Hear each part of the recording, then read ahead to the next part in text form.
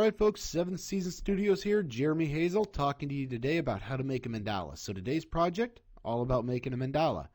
I like these because they are super fluid, super creative, and there's never the same thing twice. You can change up a stroke and it totally changes the entire look.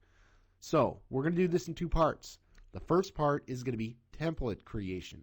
So if you're one of those people that likes to make the template, certainly stick around for the first half. If you're one of those people that wants the template made for you, go ahead and jump to where the template's already done. So for those that are sticking around, let's go ahead and make a template. Now, I have a 1500 by 1500 square workspace open. Now, if you're not sure how to do that, you go up here to New, you grab the web persona, you grab the pixels, you put in 1500 by 1500, and because I think I might want to print this someday, I want to put DPI at 300. And I go ahead and hit OK. Now, what we're going to do here, the very first thing, step one, folks, come to your pen tool. Click once.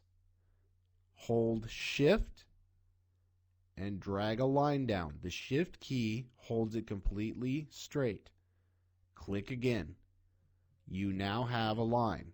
Let's go to the Layers panel. There's your line. All right, now we're going to harness the power of symbols. So I'm going to undock my Symbols panel.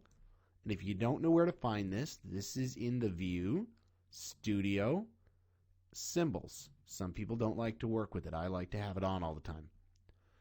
So this is a line. We're going to create a symbol out of this line because I am super lazy and I only want to do the work once.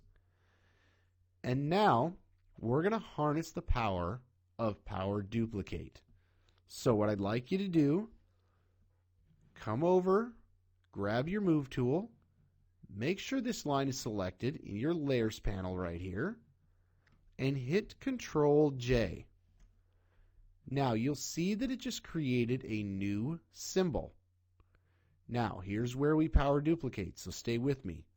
Hold Alt and Shift together at the same time.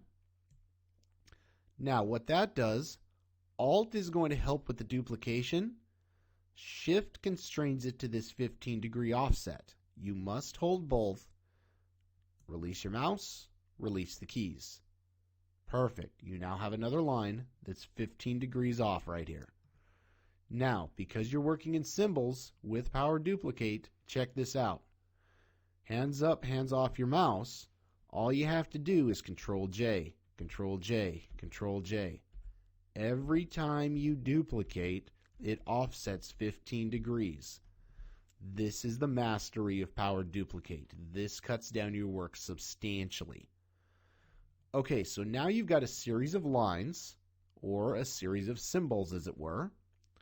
Let's go ahead, come over to our Layers panel, hold Shift with the top one selected and the bottom, and let's just group them.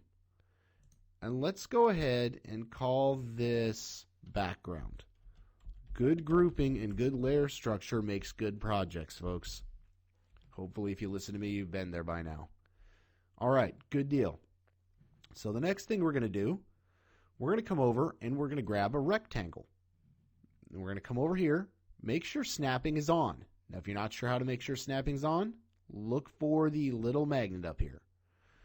Hold Shift, click and drag a square.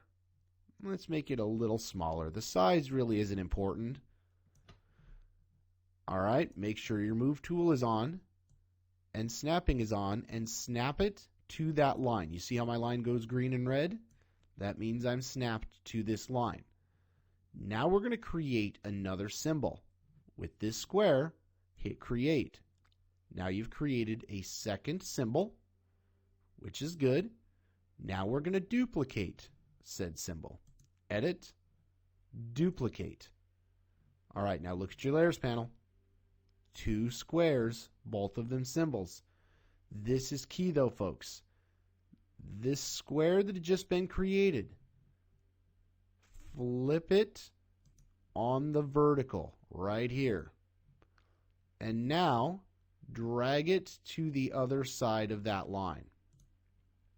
Okay, now we're going to select this. I'm going to call this the original.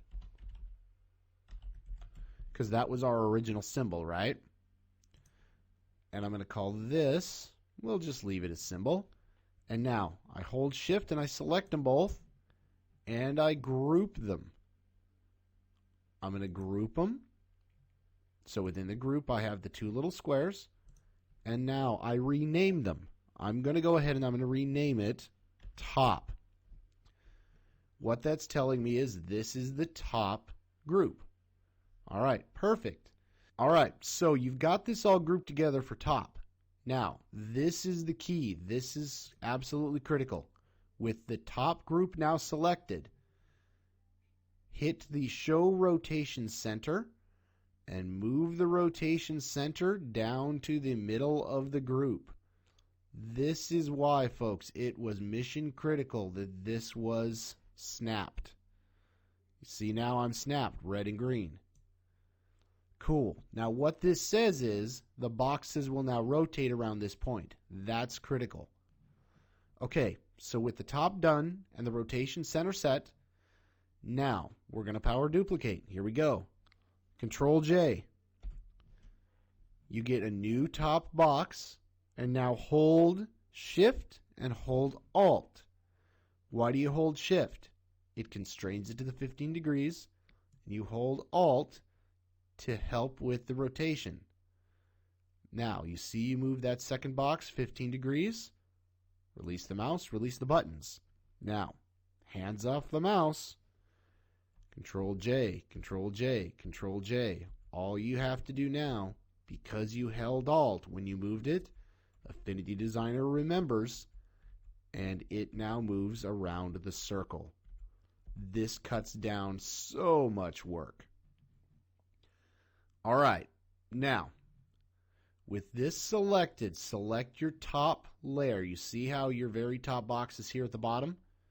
We're going to group everything that's not that layer. So I grab all the other layers, I hold Shift, and you see how I've selected them all? Right click, group. And we're going to call them copy. Cool. Now, here's the power of the symbol, folks. If I wanted to take the fill and the stroke out of each one of these, I would have to do this all these times. Or I could just change the symbol. So let's go to the original symbol, which we labeled original, and let's select that one. And now let's go to the rectangle, because remember we made it out of one solid rectangle. No stroke and no fill.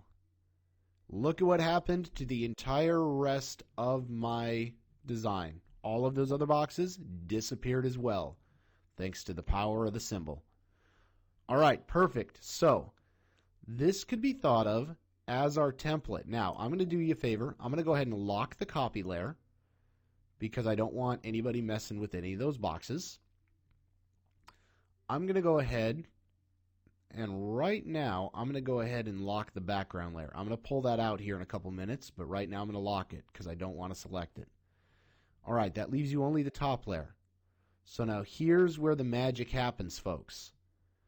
I'm now swapping into my pixel persona, okay? And I'm putting a pixel layer inside of the original box. This is what makes the entire thing work, folks, is this pixel layer. I'm going to call it the draw layer.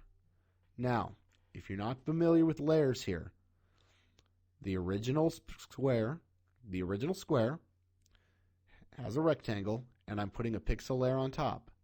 So now, in all fairness, folks, now I'm going to go ahead and I'm going to switch over to my pen. So I'm switching over to my pen. I'm going to come over here, and I'm going to go ahead and I'm going to grab the pen or the paintbrush. I'm going to come over here to brushes, and I'm going to find myself a brush. Now, I'm thinking something maybe drawing. Let's do something a little bit different, maybe assorted. Yeah, we'll just grab an 18-pointer. We'll just make it super easy. And I'm going to look at colors. I don't want to paint in white. I'm going to go ahead and I'm going to paint in black just to show you guys what's up. Now, as soon as you bring it in, look at what it just did now. It's like magic. Now, I'm going to zoom in a little bit. I'm going to come over here. And now, I'm going to swap back to my brush. I'm going to ratchet down the size of my brush just a little bit. And now you're all set. You want to make sure that you are on that pixel layer and you are ready to draw. So my brush is on here. See where my brush is. And I just begin to draw.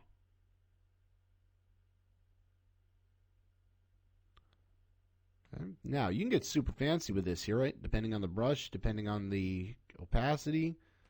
I can come down here. I can cross lines, I can do different brush widths, I can add dots. I'm not spending too much time doing anything terribly too artistic with this, but you got the idea. So if I want to make the line thinner, I just don't press as hard. I want to work this end to this end, I can do that.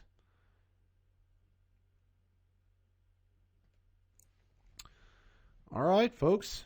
That's really what you do to make a mandala. Now, let me show you what else you got going on here. So, I'm going to put my pen away. I'm coming back to my mouse. I'm going to zoom out. When I said I was coming back to the templates, you see how we got these lines in here still? Because you use symbols, now stay with me here. I have my background layer locked. I'm going to undo my background layer. I'm going to unlock it. And now my symbols palette disappeared on me. Of course it did. So I come over here to my studio and I find my symbols palette. And you remember we created the line as a symbol here? I'm going to grab one line. And that line is just a line. I'm going to come over to there and I'm going to turn the stroke off on that line. All the strokes in the mandala now disappeared because I turned off the symbol. Perfect. Now, I twirl back my background. I lock it back down. Oh, make sure we're locked. And now your mandala is ready to go. Now, let's say you don't like that. Say you want to change it up completely. This could not be easier. Because you labeled the draw, all you really have to do is just delete the pixel layer, create a new one, and just place it in the exact same position, folks. We'll draw it again. Draw. This time, I'll use my mouse. So I come over to my brush. I grab my brush. And I start painting on my mandala. Now, I don't get the nice differences in a lot of my geometry that I do with my pen because I'm using a mouse, but that's completely fine.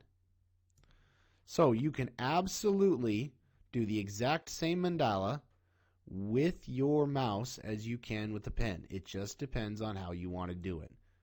And folks, you can go all the way to Wonderland all day. This is very therapeutic in a lot of different ways. All right, well, I hope you had fun with this. The template, again, is in the downloads. Remember, if you don't like what you did, just delete the pixel layer, place it back in the template, and then move on. All right, folks, there's a part 2 coming to this next week. I'm going to show you how to use vector art with this template. So if you like the template, hold it for next week. Play with it in the pixel persona. And if you're feeling froggy, go ahead and give it a shot with the vector art. The technique works the same. All right, folks. If you like the video, subscribe to the YouTube channel. If there's something else you want to see from Affinity Designer, hit me up. Let me know what you'd like to see. I want to do a couple of these every week. All right, we'll see you in the next lessons. Have a good one.